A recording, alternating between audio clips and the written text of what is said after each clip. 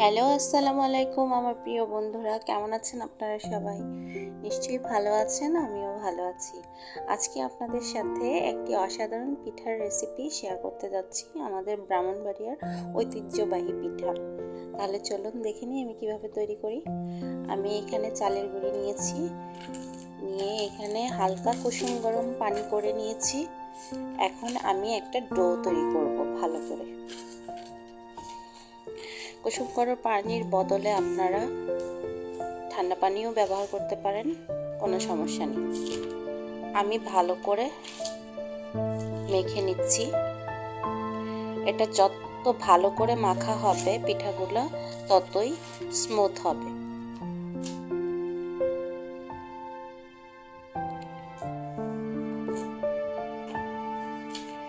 আমি ভালো করে মেখে ডোটা তৈরি করব।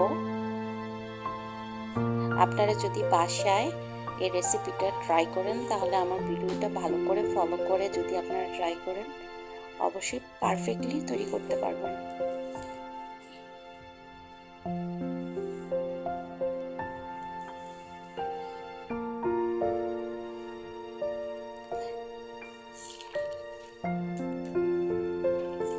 পরিমাণে যেহেতু এখানে বেশি, তাই আমি আস্তে আস্তে ডোটা ভালো করে মেখে স্মুথভাবে তৈরি করব। যেহেতু এটা চালের গুঁড়া, ভালো করে মেখে নিতে হবে। আমি ডোটা তৈরি করে ফেলেছি এখানে, দেখুন।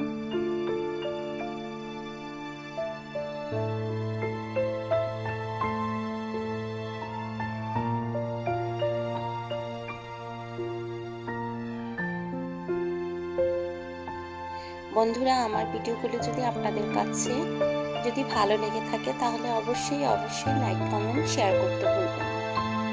দেখুন কত স্মুথ হয়েছে ডোটা।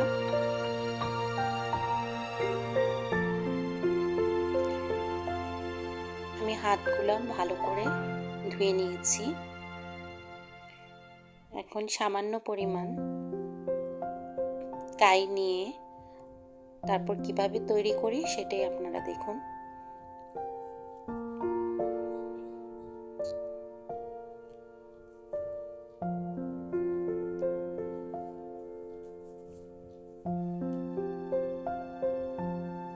আমি এখানে দুটি হাত ব্যবহার করেছি। দুপাশে চোখা চোখা, যার যার ডিজাইন, যার যার অনুযায়ী আপনি যেইভাবে তৈরি করতে। বন্ধুরা, আপনারা আপনাদের পছন্দ অনুযায়ী শেপ দিতে পারেন, এটার কোনো সমস্যা হয় না। আমি এখানে বিভিন্ন শেপ দিয়ে তৈরি করতেছি।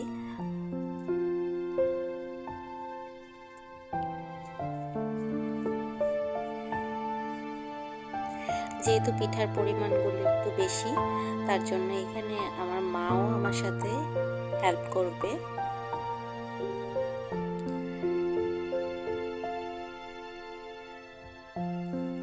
আমি বিভিন্ন রকম স্টাইল দিচ্ছি।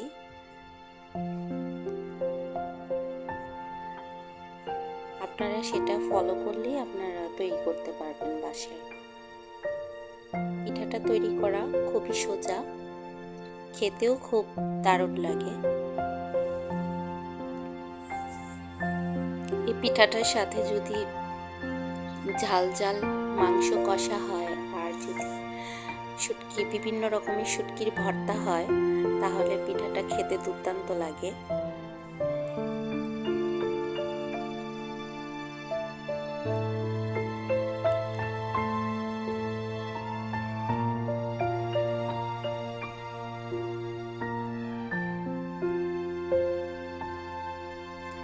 আমি বিভিন্ন শেপ দিয়ে পিঠাগুলো তৈরি করছি, জানি না আপনাদের কাছে কেমন লাগবে। আপনারা বাসায় অবশ্যই ট্রাই করবেন। এখানে আমার মা আরেকটা ডিজাইন তৈরি করছে।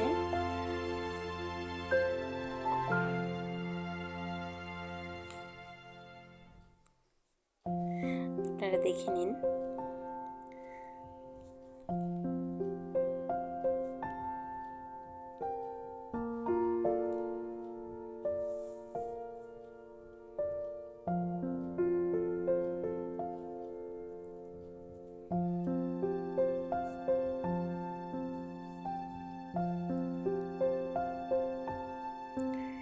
বন্ধুরা, আমাদের দেশে এটাকে বিভিন্ন নামে ডাকে।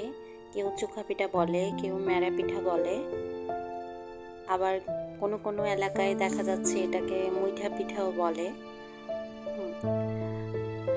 নাম কোনো ফ্যাক্টর না। আপনাদের এখানে কাদের কোথায় কি নামে পরিচিত পিঠাটা অবশ্যই কমেন্ট করে আমাকে জানাবেন।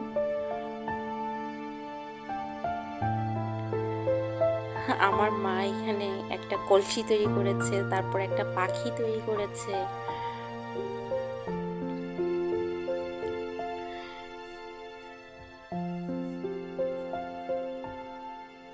পিঠার ডিজাইনটা হচ্ছে আসলে দেখার সৌন্দর্যের জন্য। আর যেহেতু এটা শীতকাল, পিঠাটিটা খেতে সবার কাছেই ভালো লাগে। আর শীতকালে একটু পিঠাটিটা না হলে জমে না।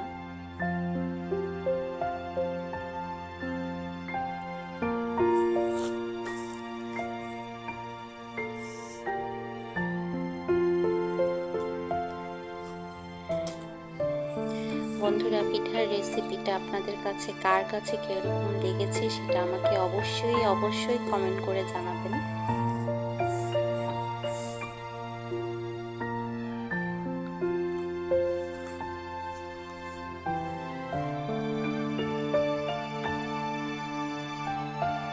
আমি এখানে সমোসার শেপ দিচ্ছি 3 কোনা।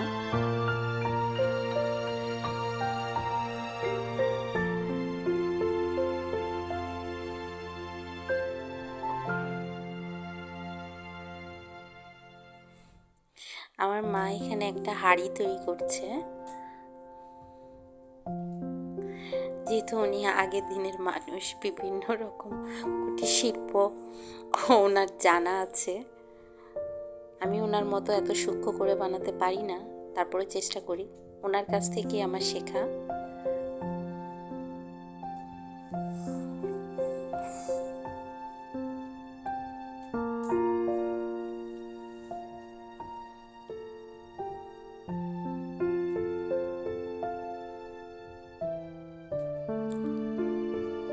এখানে মিষ্টির হাঁড়ি তৈরি করা হচ্ছে। মজার ব্যাপার হচ্ছে এখানে ছোট ছোট মিষ্টিও দেওয়া হচ্ছে।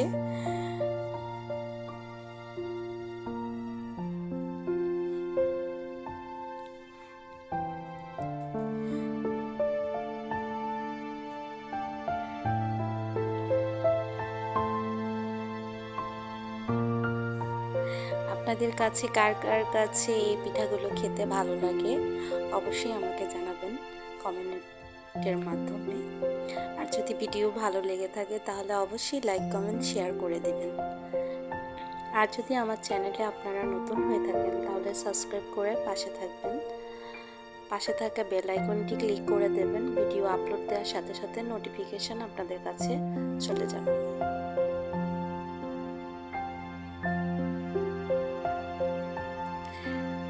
আম্মু এখানে হাঁড়ির ঢাকনাও তৈরি করেছে, যাতে এত স্বাদের মিষ্টিগুলো যাতে বের হয়ে না যায়।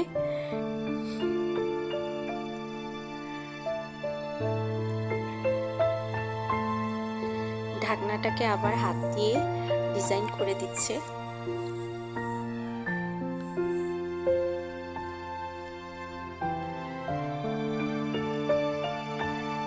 এখানে তৈরি করা হচ্ছে গাছের পাতা।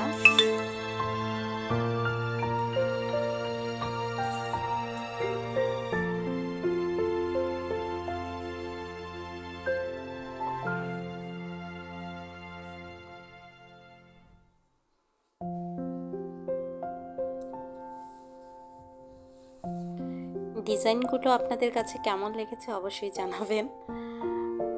এখানে বিভিন্ন রকম ডিজাইন হয়েছে।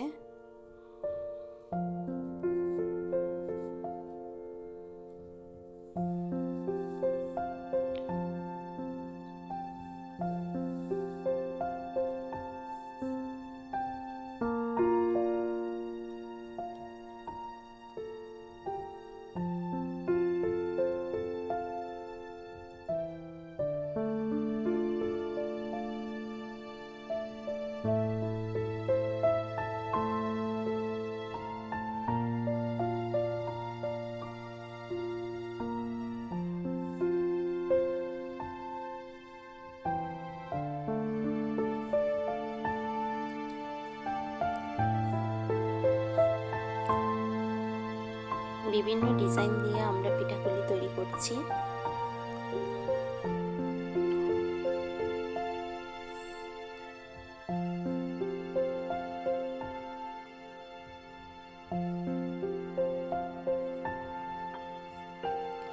বন্ধুরা, আবারও বলছি, আমার ভিডিওগুলো যদি ভালো লেগে থাকে তাহলে অবশ্যই লাইক, কমেন্ট, শেয়ার করে দেবেন। আপনারা যত লাইক, কমেন্ট করবেন আমি ততটাই উৎসাহ হব।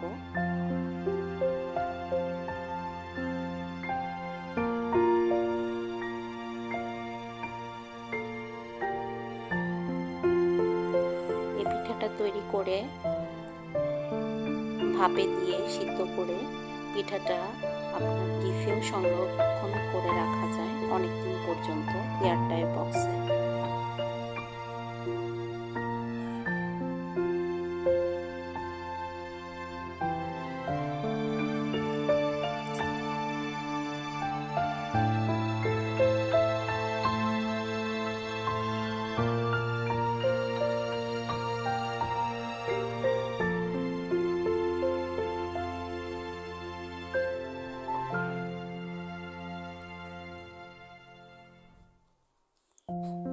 বন্ধুরা, পিঠাগুলি আমার তৈরি হয়ে গেছে। দেখেন কত সুন্দর সুন্দর ডিজাইনের পিঠা। এখন এখানে আমি পানি গরম বসিয়ে দিয়েছি মাটির চুলায়।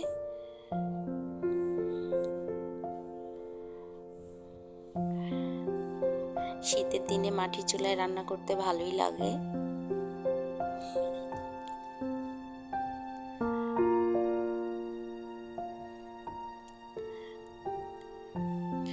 পানিগুলো গরম করে নিচ্ছি। আর পিঠাগুলোকে ভাপে দেওয়ার জন্য এখানে আমি এক ধরনের হাঁড়ি ব্যবহার করেছি। আপনারা অবশ্যই হাঁড়িগুলো দেখলে চিনতে পারবেন। আপনাদের দেশে কি বলে জানি না, কিন্তু আমাদের দেশে এটাকে পইন বলে। আপনারা দেখে নিন হাঁড়িগুলো, নিচে এগুলো ফাঁক ফাঁক থাকে যাতে পানির ভাপটা উপরে উঠতে পারে।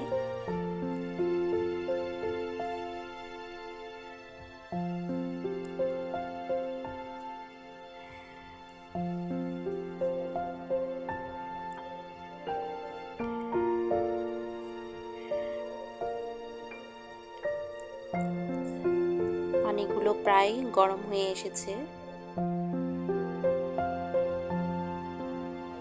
আমি এখন এক এক করে পিঠাগুলো দিয়ে দিব।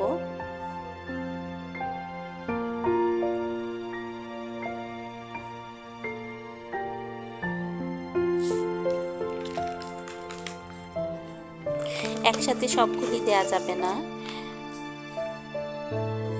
একভাবে দেওয়ার পর যখন একবার ভাপ চলে আসবে এগুলোতে, তারপর আরেক পার্ট দিতে হবে। এভাবে ধাপে ধাপে পিঠাগুলো দিতে হবে। একসাথে দিলে চাকা চাকা হয়ে যাবে, ঝরঝরা হবে না।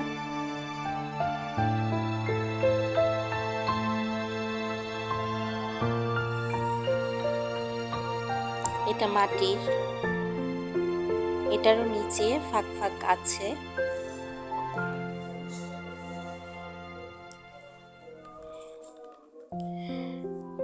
এখানেও এক পাটি দেওয়া হবে। এক পাটি ভাপ চলে আসলে তারপর আরেক পাটি উপরে দেওয়া হবে।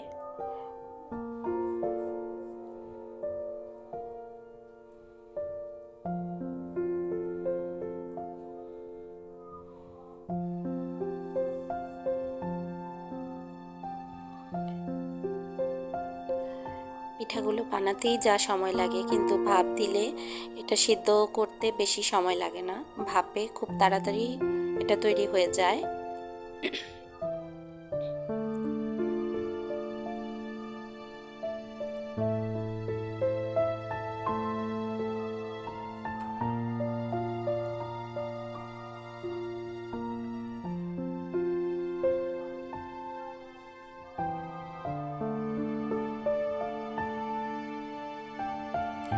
এই শীতের মধ্যে আপনারা অবশ্যই বাসায় এই রেসিপিটা ট্রাই করে দেখবেন।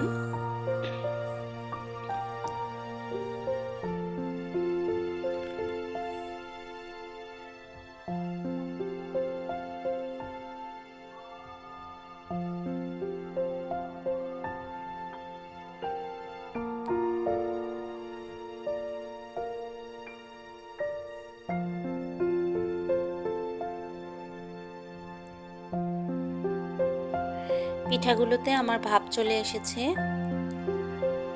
এখন আরেক পল্লা আমি দিয়ে দিব।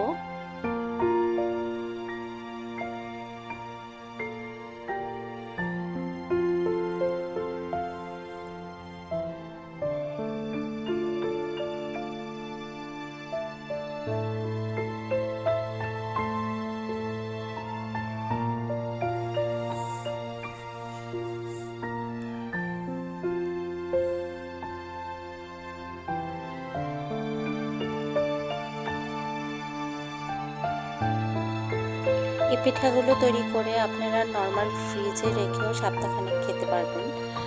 ফ্রিজ থেকে বের করে তারপর রুটি যে আমরা সেকি সেই তাওয়ার মধ্যে দিয়ে সেকে পিঠাগুলোকে অল্প আঁচে সেকে পিঠাগুলোকে খেতে পারবেন। যখন আপনি তাওয়াতে দিবেন, ঢাকনা দিয়ে দিবেন, তাহলে দেখবেন একদম সফট হয়ে গেছে পিঠাগুলো।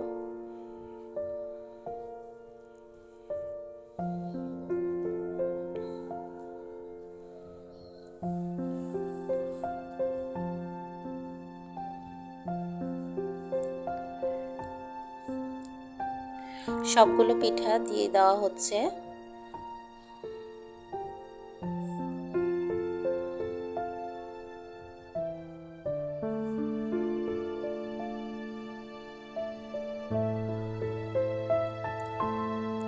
সবগুলো পিঠাতে ভাপ চলে এসেছে, প্রায় হয়ে এসেছে।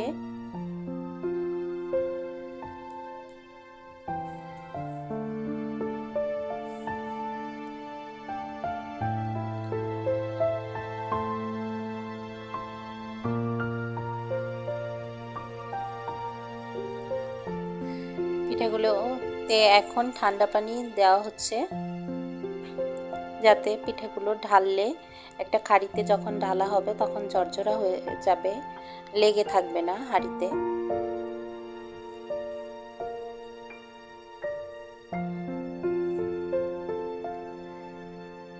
এখন একটা চালনির মধ্যে ঢেলে নেওয়া হবে।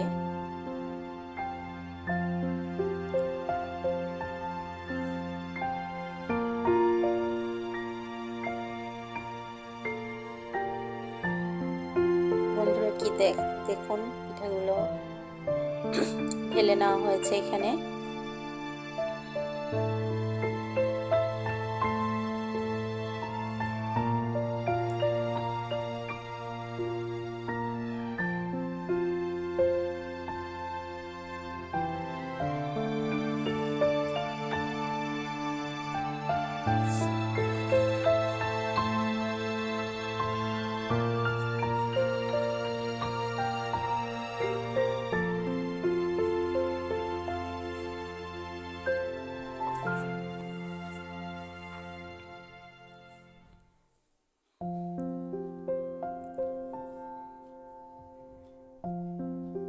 বন্ধুরা, আপনাদের কাছে যদি রেসিপিটি ভালো লেগে থাকে তাহলে অবশ্যই আপনারা বাসায় ট্রাই করে দেখবেন।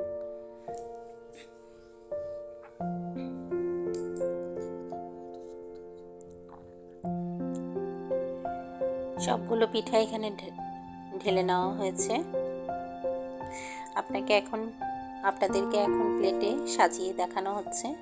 বন্ধুরা, আমার পিঠাগুলো তৈরি হয়ে গেছে। যদি এই রেসিপিটি ভালো লেগে থাকে তাহলে অবশ্যই লাইক, কমেন্ট, শেয়ার করে দেবেন। আর নতুন ভিডিও আসার আগ পর্যন্ত আপনারা অবশ্যই ভালো থাকবেন। আর ভিডিওটি ধৈর্য সহকারে দেখার জন্য আপনাদেরকে অসংখ্য ধন্যবাদ। খোদা হাফেজ।